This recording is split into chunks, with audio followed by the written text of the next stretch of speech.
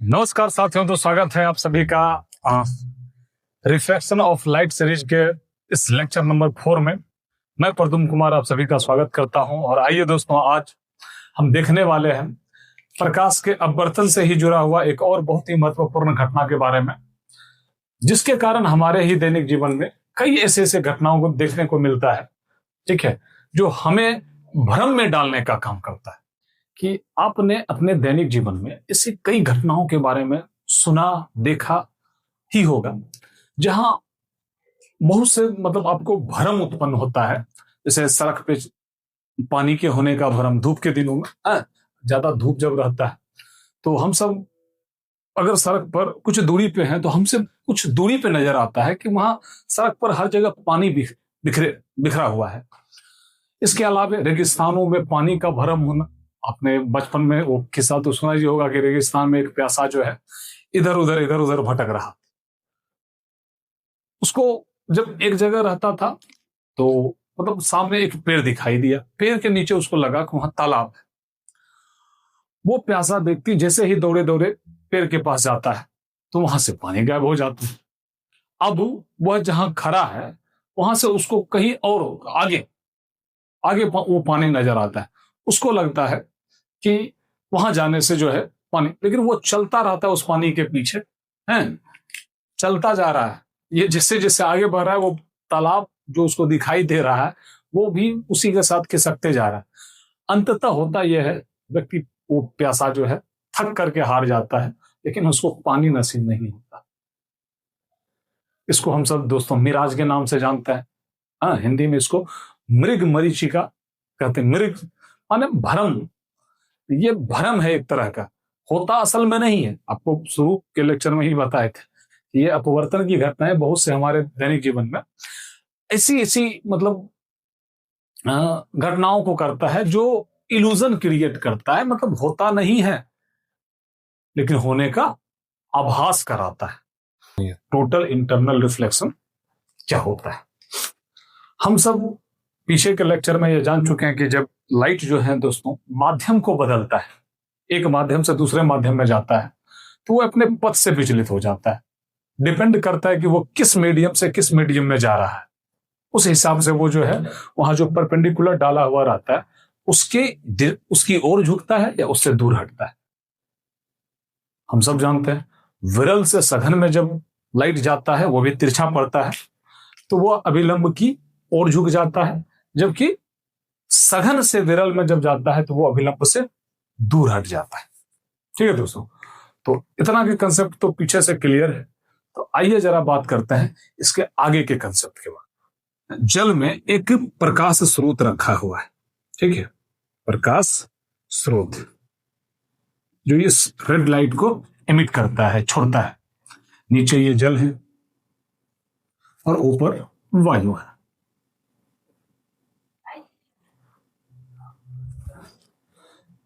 तो जरा सोचिए दोस्तों, क्या होगा अगर ये लाइट जो है, ठीक है, इन दोनों को मिलाने वाले अंतरापृष्ठ पर अलग अलग जगह पे ये पड़े।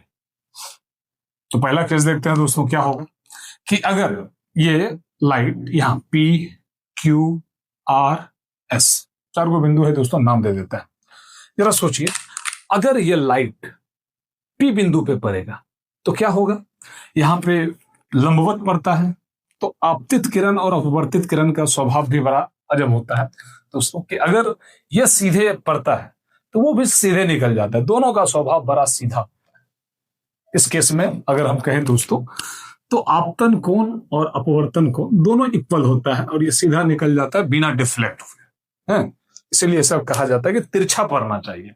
अगर परपेंडिकुलर पड़ता है लंबवत तो इस केस में लाइट सीधे पास कर जाएगा। ठीक है दोस्तों, इसको समझ में आता है। इसके बाद अगर बात करें कि यहां से निकलने वाले उसी लाइट को अगर हम कुछ एंगल पर, ठीक है, मान लीजिए आपतन कोण I, कुछ आपतन कोण पर इसको ले जाते हैं तो क्या होगा दोस्तों कि ये जो है दूसरे माध्यम में जाने पर, क्योंकि सघन से विरल माध्यम में जा रहा, जल हो गया है सघन माध्यम और वायु हो गया है विरल माध्यम, तो जब ये सघन से विरल माध्यम में जाएगा तो क्या होगा, अभिलंब से दूर हट जाएगा, दूर हट जाता है।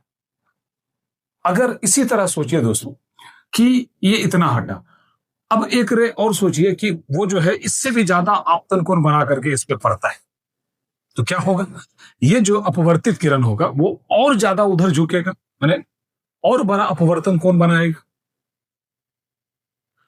ऐसे ही सोचते जाइए दोस्तों कि इस बिंदु पर आया, इस बिंदु पे आया, इस बिंदु पे आया, लास्ट में यहां पे पड़ता है पॉइंट आर में। क्या होगा दोस्तों, एक ऐसा सिचुएशन आएगा, एक ऐसा स्थिति आएगा कि अब जो है इस आपतित किरण के लिए जो संगत या कॉरेस्पॉन्डिंग रिफ्रैक्शन एंगल होगा वो हो जाएगा 90 डिग्री। मतलब कि अब जो है वो किरणें वायु में न जाकर के दोनों माध्यमों को मिलाने वाले जो ये पृष्ठ है उस पृष्ठ पर ही जो है चल पड़ता है। तो ऐसी स्थिति में जो रिफ्रैक्शन एंगल होगा वो 90 डिग्री हो जाएगा। अब जरा सोचिए दोस्तों कि अगर इसके बाद के किसी बिंदु पर यही आपतित किरण पड़े तब क्या होगा, क्या दोस्तों वो दूसरा माध्यम में जाएगा? जी बिल्कुल नहीं जाएगा। ये जो है अब अगर इस मान लीजिए पॉइंट एस पे पड़ता है तो ये दूसरे माध्यम में ना जाकर के ये उसी माध्यम में परावर्तन के नियमों का पालन करते हुए कि जितना आपतन कोण यहां पे बनाएगा उतना ही अपवर्तन कोण यहां बनाते हुए, इसको दोस्तों कुछ अलग नाम दे दीजिए, I1 नाम दे देते हैं इसे, हैं ताकि सब अलग अलग हो सके, इसको I1 बोल दीजिए। यहां जो एंगल बनेगा अभी बात करेंगे उस पर दोस्तों, क्या होगा कि ये किरणें जो है दूसरे माध्यम में ना जाकर के परावर्तन का नियम, जाने दोस्तों, आपतन कोण बराबर परावर्तन कोण, इस नियम का पालन करते हुए यह जो है उसी माध्यम में लौट जाता है। तो इसी घटना को हम सब दोस्तों नाम देते हैं पूर्ण आंतरिक परावर्तन, टोटल इंटरनल रिफ्लेक्शन। तो यहां पर क्या शर्त था दोस्तों कि इस सिचुएशन को पार करना था।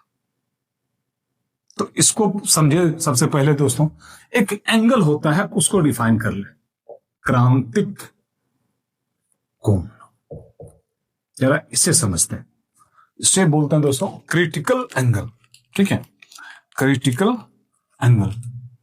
जब प्रकाश की किरणें सघन माध्यम से विरल माध्यम में जा रहा होता है तब वह विशेष आपतन कोण, वह स्पेशल आपतन कोण जिसके संगत अपवर्तन कोण का मान 90 डिग्री हो जाए, समझ रहे दोस्तों, वह विशेष आपतन कोण जिसके संगत अपवर्तन कोण का मान 90 डिग्री हो जाता है। तो इसी आपतन कोण को दोस्तों हम सब बोलते हैं क्रांतिक कोण, IC, क्रांतिक कोण। तो ये क्रांतिक कोण हो गया दोस्तों। अब अगर ये आपतित किरण, ये जो आपतित किरण है, यदि इसका मान क्रांतिक कोण से बड़ा होता है, ठीक है, इन दोनों माध्यमों के लिए जो भी क्रांतिक कोण हो, अगर आपतन कोण का मान क्रांतिक कोण से ज्यादा हुआ तब क्या होगा दोस्तों कि ये जो किरणें हैं ये दूसरे माध्यम में ना जाकर के उसी माध्यम में लौट जाती है।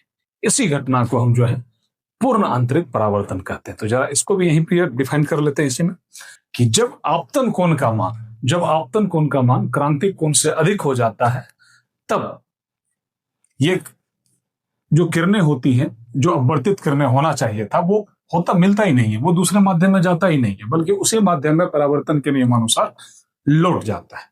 तो इसी घटना को हम सब बोलते हैं पूर्ण आंतरिक परावर्तन। तो ये दो सबसे पहले तो पारिभाषिक शब्द था, इसके बेसिक्स को समझने के लिए तो दोस्तों आप पहले इसको क्लियर कर लीजिए, ठीक है। इसके बाद हम थोड़ा इससे संबंधित कुछ कैलकुलेशंस के बारे में बात करेंगे।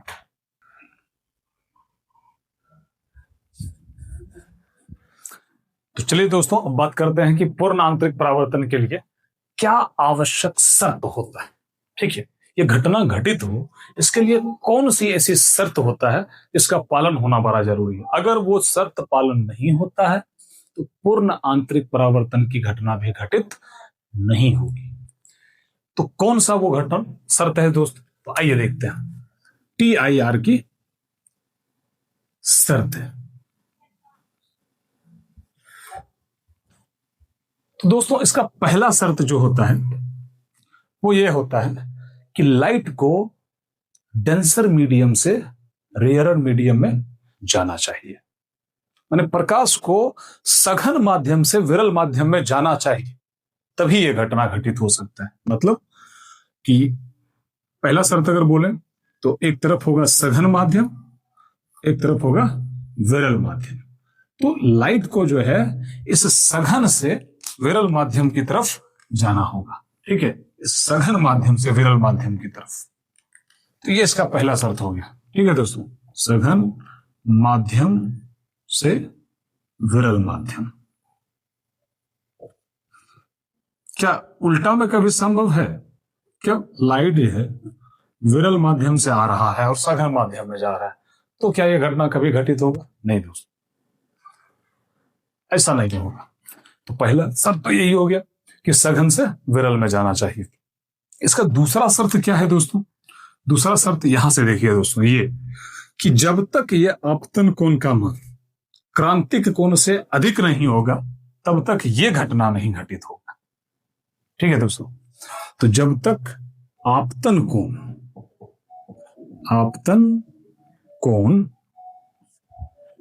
IC is greater than from क्रांतिक कोण, यह शर्त है कि यह बड़ा ही होना चाहिए, छोटा रहेगा तो काम नहीं चलेगा। तो यह था सरल नहीं पूर्ण आंतरिक परावर्तन की आवश्यक शर्त है। अगर इन दोनों शर्तों को हम सेटिस्फाई नहीं कर पाए तो फिर पूर्ण आंतरिक परावर्तन की घटना भी वहां पर घटित नहीं हो। तो इसके बाद देखते हैं दोस्तों कि थोड़ा इसका कैलकुलेटिव पार्ट भी देख लेते हैं। मान लेते हैं कि इसको माध्यम 1, इसको माध्यम 2 बोल देते हैं, ठीक है, वायु माध्यम 1, इसको माध्यम 2 लेते हैं। तो हम सब थोड़ा स्नेल का नियम लगा करके देखते हैं, ठीक है, इस केस के लिए दोस्तों, बाकी सब केस को भी भूल जाइए। इस केस के लिए देखिए, यहां आर के लिए तो क्या होगा? स्नेल के नियम से, स्नेल के नियम से sine I upon sine R is equal to क्या होते हैं दोस्तों? जिस माध्यम से लाइट जा रहा है उसके सापेक्ष दूसरा माध्यम का अपवर्तनांक 2μ1। तो एक काम करते हैं दोस्तों कि इसको जो है थोड़ा चेंज कर लेते हैं। ये हो जाएंगे sine R upon sine I, और इसको जो है 2μ चेंज कर रहे हैं दोस्तों, तो 2μ1 इज इक्वल टू 1 अपॉन 1μ2 होता है। तो खैर हम तो इधर ही पलटी मार दिए, तो उसको तो बस खाली इसका पोजीशन बदल दीजिए दोस्तों, काम बन जाएगा। तो हम क्या करते हैं कि 1μ2 इसे लिख देंगे, क्योंकि इसको हम पलट चुके हैं इसीलिए। तो ये इतना होगा। अब हो गया वायु के सापेक्ष इस जल का अपवर्तनांक। तो रखिए जरा दोस्तों, इस केस में क्या है? R इज इक्वल टू, यहां पे R का मान कितना है दोस्तों? तो 90 डिग्री। तो R बराबर अपने पास 90 डिग्री है और I के जगह क्रांतिक कोण IC, तो वो मान बैठाते हैं दोस्तों, क्या हो जाएगा? Sine 90 degree upon sine IC is equal to 1μ2। Sine 90 का मान दोस्तों कितना हो जाएगा? 1, तो 1 upon sine IC is equal to 1μ2, या सिंपली बोल सकते हैं इस माध्यम का जो सघन माध्यम वहां होते हैं दोस्तों, उसका अपवर्तनांक। तो ये क्रांतिक कोण के लिए एक छोटा सा सूत्र चलता है। तो दोस्तों अगर इस पे भी अगर कोई सवाल आता है तो हम उसको हैंडल कर सकते हैं, ठीक है। मतलब यही क्रांतिक कोण अगर दिया हुआ रहे तो हम माध्यम का अपवर्तनांक निकाल सकते हैं, और यदि अपवर्तनांक दिया रहेगा तो हम वहां से क्रांतिक कोण को कैलकुलेट कर सकते हैं। तो ये अभी बेसिक्स है दोस्तों, ठीक है, ये बेसिक्स है किसका? टोटल इंटरनल रिफ्लेक्शन का। इसके बाद जो है उन सभी घटनाओं को अगर हम समझें बड़ा आसानी से समझ में आएगा। तो आगे के शॉर्ट में हम देखते हैं दोस्तों कि किस तरह से वो जो है मिराज बनता है, जैसे हमें जो है भ्रम होता है, या फिर हीरे ज्यादा चमकता क्यों है, वो ऑप्टिकल फाइबर में किस तरह से वर्क करता है। इन सब चीजों को जो है बारी बारी से हम जो है अब देखने वाले हैं। लीजिए,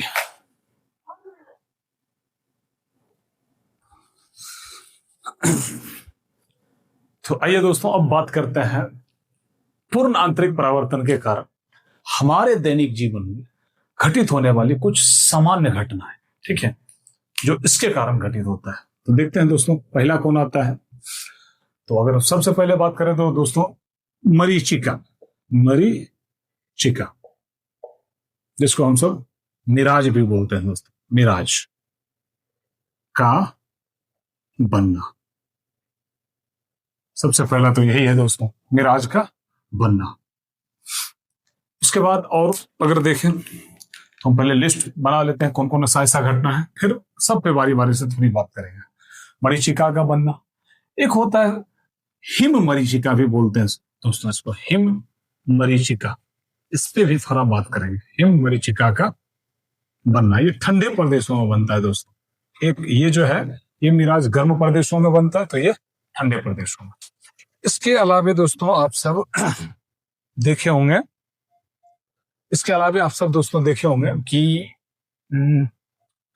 आप कभी तालाब के किनारे गए होंगे तो तालाब में वायु का जो बुलबुला है वो आपको चमकता दिखेगा। तो जलाशयों में वायु के बुलबुले का चमकना, ये भी इसी के कारण होता है दोस्तों। चौथा अगर बात करें तो हीरे का चमकना, ये भी इसमें शामिल है, हीरे का चमकना। और बात करें दोस्तों तो पूर्णांतरिक परावर्तन का कुछ खास तरह के प्रिज्म को बनाने में भी होता है, जिसमें कि हम जो है उस प्रिज्म के मदद से लाइट को हम 90 डिग्री के एंगल से मोड़ सकते हैं। सोचिए 90 डिग्री के एंगल से मोड़ सकते हैं, या आया और उसको वापस भी रिटर्न कर सकते हैं। इसके अलावा इस घटना का अगर रोल आपको बताएं दोस्तों तो इंद्रधनुष के बनने में भी है। जब हम वहां जाएंगे प्रकाश के वर्ण विक्षेपण में तो वहां पे भी ये चर्चा हो। तो इंद्रधनुष भी जो है उसके बनने में भी इसका बड़ा रोल है, वो भी नोट ही करना चाहिए दोस्तों। आगे बात करेंगे इस पे। इंद्रधनुष का बनना, इंद्रधनुष का बनना, रेनबो जिसको बोलते हैं दोस्तों। इसके अलावा छठा अगर बात करें तो और कहां होता है, ऑप्टिकल फाइबर में, प्रकाशिक तंतु बोलते हैं, प्रकाशिक तंतु, ऑप्टिकल फाइबर। तो ये था दोस्तों कुछ दैनिक जीवन से जुड़ा हुआ एग्जाम्पल, जहां जहां इस घटना का रोल होता है, ठीक है। तो दोस्तों अब देखते हैं जरा कि ये किस तरह से जो है हमारे दैनिक जीवन में ये सब घटनाएं घटित होता है। गर्मी के दिनों में वैसे क्षेत्र जहां की जमीनें गर्म हो जाती है, ठीक है, धूप एवं करकरिया करता है। करकरिया धूप के कारण क्या होता है दोस्तों कि जमीन जो होता है वो गर्म हो जाता है। तो जमीन के गर्म होने के कारण होता यह है कि जमीन के पास की जो हवा होती है वो भी गर्म हो जाती है। और आपको बता दें दोस्तों कि गर्म हवा ठंडी हवा की तुलना में एक विरल माध्यम का काम करता है, ठीक है। गर्म हवा ठंडी हवा की तुलना में विरल हो जाता है और ठंडी हवा उसकी तुलना में सघन होता है। तो जैसे जैसे हम जमीन से दोस्तों ऊपर की तरफ उठते जाए तो अगर हम देखें तो वायु का बिहेवियर कैसा होता चला जाता है, विरल से सघन है। नीचे से ऊपर तक अगर देखें दोस्तों तो वायु जो है विरल से सघन होता चला जाता है, यानी नीचे विरल है और ऊपर सघन है। अब होता क्या है दोस्तों, जरा सोचिए।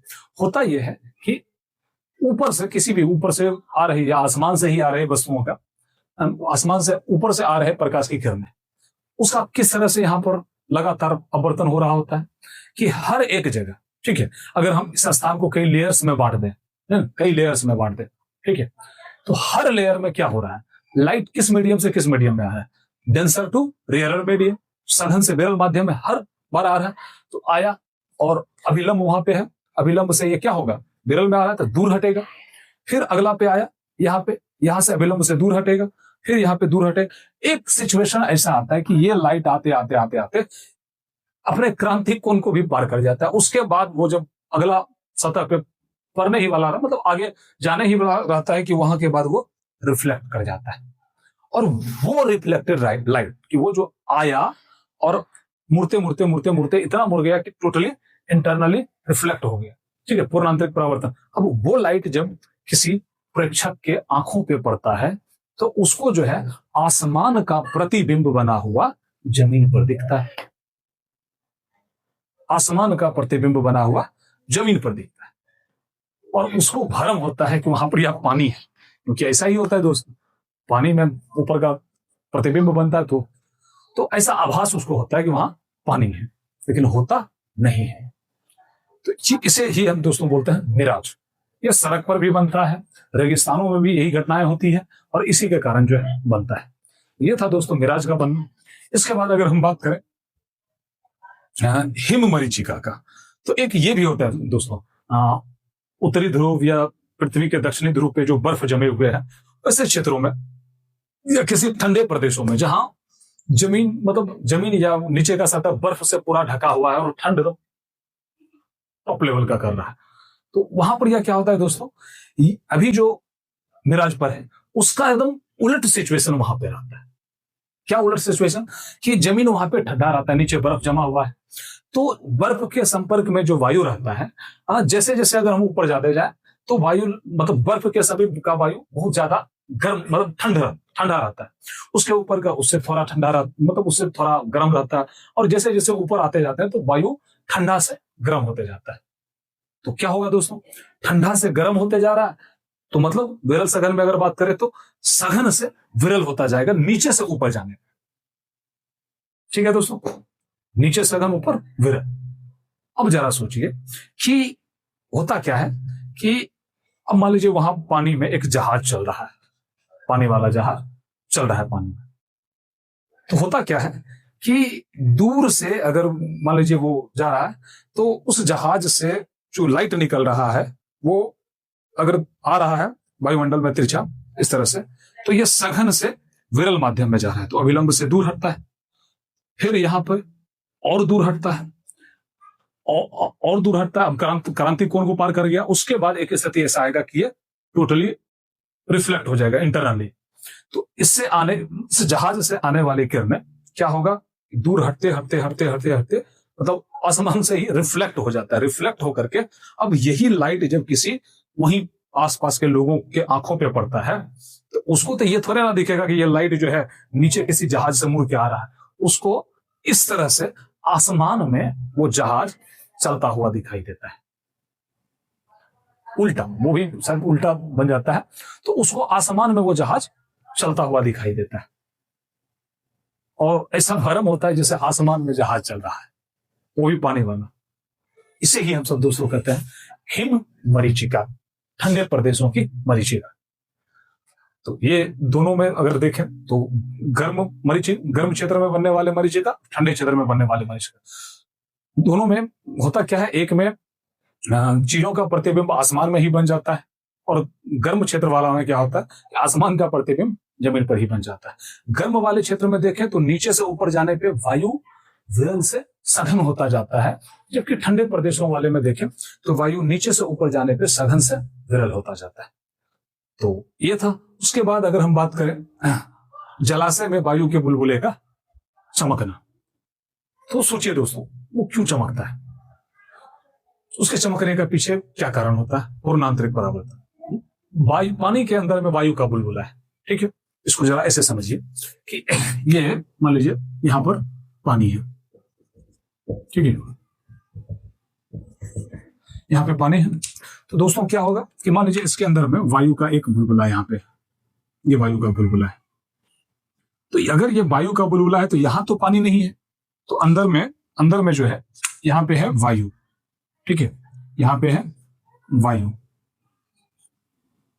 और यहाँ पे है जल। तो जरा सोचिए क्या होता है दोस्तों कि अगर कोई लाइट आता है तो एक तो इधर से आया, ठीक है, अभिलंब यहाँ होगा, ये थोड़ा झुकेगा, झुक करके यहाँ जाता है, अब इसके अंदर में प्रवेश करता है। तो वो लाइट रे जो आपतन कोण से, मतलब जो उसके लिए, जो इन दोनों के लिए, जल और वायु के लिए जो क्रांतिक कोण होता है, उस क्रांतिक कोण के मान से जो ज्यादा अथी पे पड़ता है, यानी ज्यादा एंगल पे पड़ता है आपतन कोण पे। तो यहां देखिए जो पूर्ण आंतरिक परावर्तन की शर्तें हैं, सघन से विरल माध्यम में आना चाहिए, आ ही रहा है, जल से लाइट जा रहा है वायु में, तो होगा क्या, ये जो है यहां से रिफ्लेक्ट कर जाएगा इस तरह से, ठीक है, ये किरणें रिफ्लेक्ट हो जाएंगे दोस्तों इस तरह से, ये अगला माध्यम में ना जाकर के रिफ्लेक्ट कर जाएंगे और फिर यहां से ये इस तरह से बाहर निकल जाएंगे। अब अगर ये लाइट किसी व्यक्ति के आंख में जाएगा तो उसको क्या लगेगा कि ये जल की जो बूंद है वो चमक रहा है, क्योंकि उसको यहां से लाइट आता हुआ दिखेगा।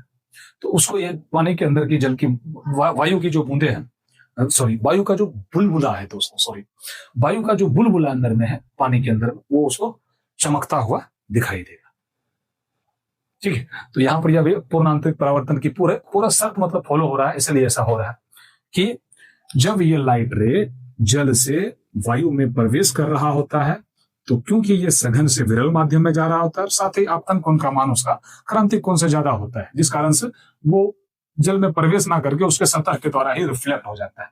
रिफ्लेक्ट होकर यही लाइट जब किसी प्रेक्षक की आंखों पे पड़ता है तो उसको जो है ये चमकता हुआ वायु का बुलबुला प्रतीत होता है। तो ये हो गया दोस्तों तीसरा के हीरे का चमकना। वैसे अगर बात करें दोस्तों तो नेचुरल हीरा चमकता नहीं, मतलब जो उतना चमकीला भी नहीं होता जितना मतलब हम सब सिनेमास में घर में देखते हैं। असल हीरा तो मतलब नसीब ही नहीं होता है देखना। हाँ, फिर भी जो खादानों से हीरे प्राप्त होते हैं, हीरे के वो पत्थर, तो उसका मतलब बनावट ऐसा होता है वो उतना चमकता नहीं है, ठीक है। किंतु जब उसी हीरे को तराश दिया जाता है मतलब उसका कटिंग किया जाता है किसी विशेष शेप में, जब वो कटिंग कर दिया जाता है तब जो है उसका बनावट ऐसा हो जाता है कि जब भी कोई लाइट रे उस पर पड़े तो वो उसके अंदर में इतना बार मतलब जो है, उसके लिए याद रखिएगा दोस्तों, अभी तुरंत एक संबंध निकाले थे क्या कि mu is equal to 1/sin IC है। तो अगर किसी का म्यू का मान इंक्रीज कर रहा है, जरा सोचिएगा दोस्तों, इंक्रीज कर रहा है, तो sin IC का मान क्या होगा उसके लिए, sin IC का मान उसके लिए डिक्रीज करेगा, व्युत्क्रमानुपाती। अब sin IC घटने का मतलब ये होगा दोस्तों कि I का मान भी जो है, IC का मान भी कम होगा। तो हीरे के लिए जो होता है, ठीक है, उसका कैलकुलेट भी कर सकते हैं दोस्तों, मतलब 2.46 इसका म्यू का मान होता है। तो ये मान यहाँ अगर रख दें तो जो निकल के आता है बहुत कम निकल करके आता है हीरे के लिए, उसका क्रांतिक कोण बहुत कम होता है। तो किसी भी सतह से अगर उसके अंदर में वो लाइट प्रवेश करता है तो वो इतना बार पूर्ण आंतरिक परावर्तित होता है उस हीरे के अंदर में इधर उधर कि वो जो है मतलब पूरा हीरा चमक उठता है। और वही लाइट जब किसी व्यक्ति के आंख पे पड़ता है तो उसको जो है वो हीरा चमकता हुआ दिखाई देता है। तो हीरे का चमकना ये भी जो है दोस्तों पूर्ण आंतरिक परावर्तन के कारण ही होता है। उसके बाद इंद्रधनुष के बनने में भी दोस्तों इसका बड़ा रोल होता है कि वो जो आसमान में लटकी हुई जल की बूंदें होती है उसके अंदर में लाइट पूर्ण आंतरिक परावर्तित होता है, ठीक है। वो जो जल की बूंदे लटका हुआ रहता है तो उसमें क्या होता है कि लाइट तो एक तो आता है, फिर वो 7 रंगों में टूट जाता है क्योंकि प्रिज्म जैसा बिहेव करता है। फिर वो 7 रंगों में टूटने के बाद दूसरे सतह से जब वायु से वो उधर जल की बूंद से बाहर वायु में जा रहा होता है, सघन टू विरल सिचुएशन बन जाता है। तो वो जो है सब रे के साथ ऐसा नहीं होता, लेकिन कुछ रे जो है उसके अंदर पूर्ण आंतरिक परावर्तित हो जाती है, फिर दूसरे सतह से निकल के प्रेक्षक की आंख पे पड़ता है तो उसको जो है वो इंद्रधनुष दिखता है। इंद्रधनुष भी 2 तरह का होता है दोस्तों, प्राथमिक द्वितीय, वहां का विषय है, वहां पर पढ़ेंगे। तो इंद्रधनुष के बनने में भी इस घटना का बड़ा रोल होता है। इसके आगे बात करें तो प्रकाशिक तंतु दोस्तों, तो इसके बारे में हम अलग से सेशन करेंगे दोस्तों, जहां इसके बनावट के बारे में भी बात करेंगे, ठीक है।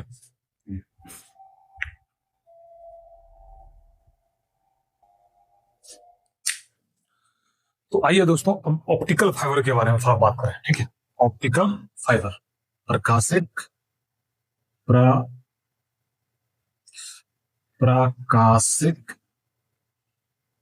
तंतु। तो दोस्तों प्रकाशिक तंतु की अगर संरचना को हम देखें तो इसमें मेन जो होता है वो 2 लेयर होता है, ठीक है। ये 2 लेयर होता है जिसमें सबसे अंदर ये बना कुंजी का होता है, तो ट्रांसपेरेंट मटेरियल का बना होता है जिसमें क्वार्ट्ज वगैरह यूज होता है, ठीक है। क्वार्ट्ज का बना होता है, तो इसमें अलग अलग म्यू वाले मान मतलब अलग अलग अपवर्तनांक वाले पदार्थों का एक के ऊपर एक लेयर चढ़ा हुआ रहता है। सबसे अंदर में जो लेयर रहता है उसको हम सब कोर बोलते हैं, ठीक है। सबसे अंदर में जिससे होकर के लाइट पास करता है, तो उसको कोर बोलते हैं। उसके ऊपर में फिर इससे कम अपवर्तनांक वाले पदार्थों का, वो भी ट्रांसपेरेंट रहता है, तो इससे कम अपवर्तनांक वाले पदार्थों का एक क्लेडिंग उसके ऊपर में लगा हुआ रहता है। तो उसके बाद सुरक्षात्मक कवच मतलब सुरक्षा के लिए इसके ऊपर कवर भी चढ़ा हुआ रहता है। तो वो होता है दोस्तों। काम करने का क्या तरीका है, आइए जरा देखते हैं। ये जो कोर अंदर में रहता है, इस कोर का अपवर्तनांक जो होता है, अगर उसको देखें तो ये अधिक होता है और म्यू2 कम होता है, क्लेडिंग का अपवर्तनांक कम होता है। ये याद रखिएगा दोस्तों, कोर का अपवर्तनांक अधिक होता है और क्लेडिंग का कम होता है। तो जब भी कोई इंफॉर्मेशन को मतलब भेजना होता है तो उसको लाइट सिग्नल के रूप में कन्वर्ट कर दिया जाता है, और उस लाइट को जब इस ऑप्टिकल फाइबर में भेजा जाता है तो क्या होता है कि ये जो लाइट होता है डेंसर मीडियम से रेयरर मीडियम में जा रहा होता है, ठीक है। सघन माध्यम से विरल माध्यम में जा रहा होता है। तो क्या होता है कि इसके वही शर्त को फॉलो कर लेता है कि सघन से विरल में जा रहा, आपतन कोण का मान क्रांतिक कोण से अधिक होता है। तो ये जो है इसके अंदर में टोटली इंटरनली रिफ्लेक्ट कर जाता है या पूर्ण आंतरिक परावर्तन हो जाता है, इस सतह पे पड़ता है। यहां भी वही घटना होता है, इधर चला जाता है, इधर चला आता है, और ये इसमें अनेकों बार पूर्ण आंतरिक परावर्तित होते होते होते होते ये दूसरे छोर पर चला जाता है, जहां से रिसीवर जो है इस सिग्नल को रिसीव करता है और उसको फिर डिमोडुलेट करता है। मैंने उस प्रकाश में जो भी इंफॉर्मेशन है उसको निकाल करके स्क्रीन पे दिखाना है तो स्क्रीन पे दिखाता है, सुनाना है तो सुनाता है, जैसा भी मैसेज रहता है वो दिखा देता है। तो ये ट्रांसमिशन में जो है यूज होने वाली युक्ति है, जहां पर टोटल इंटरनल रिफ्लेक्शन का यूज किया जाता है। इसमें दोस्तों बिना तीव्रता में किसी तरह का परिवर्तन आए, ये ऑप्टिकल फाइबर जो है इस लाइट सिग्नल को एक स्थान से दूसरे स्थान तक भेजता है। आप सब कभी ना कभी इसे देखे ही होंगे, मतलब एक तार, मोटा सा तार रहता है, उसके अंदर में ढेर सारा कलर टाइप का जो है निकला हुआ रहता है। अगर आप उसको तोड़िएगा तो उसके अंदर में कुछ तार वो नहीं निकलता है, जैसे इस तार में होता है, तो उस तरह का कोई तार वो नहीं रहता है, कुछ होता ही नहीं है, बस खाली पदार्थ का है। लेकिन हाँ, कई बार इसको खींचने उछने से हाथ उठ भी कट सकता है, तो थोड़ा समझ गए दोस्तों है। बाकी ये था पूर्ण आंतरिक परावर्तन से संबंधित सारी बातें।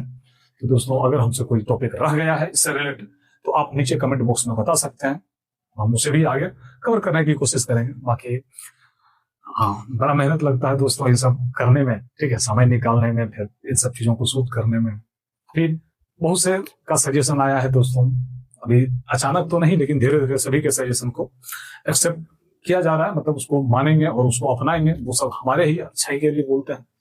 तो दोस्तों आपसे यही रिक्वेस्ट है कि अगर आपको वीडियो अच्छा लगा हो तो आप लाइक करें, और हो सके तो उन बच्चों के साथ में जो इन सब चीजों से जिसके लिए जरूरी है उससे शेयर करें, ठीक है दोस्तों। तो अगर किसी भी तरह का मतलब जो है मतलब दिक्कत हो तो आप नीचे कमेंट बॉक्स में बताइएगा। हम जो है इस टॉपिक से रिलेटेड कोई क्वेश्चन हो तो आप बताइएगा, कोशिश करेंगे कि आपको 1 to 1 वहां पे हम आंसर दें। यही था दोस्तों, तो मिलते हैं नेक्स्ट वीडियो में। अभी के लिए बहुत बहुत धन्यवाद आपको।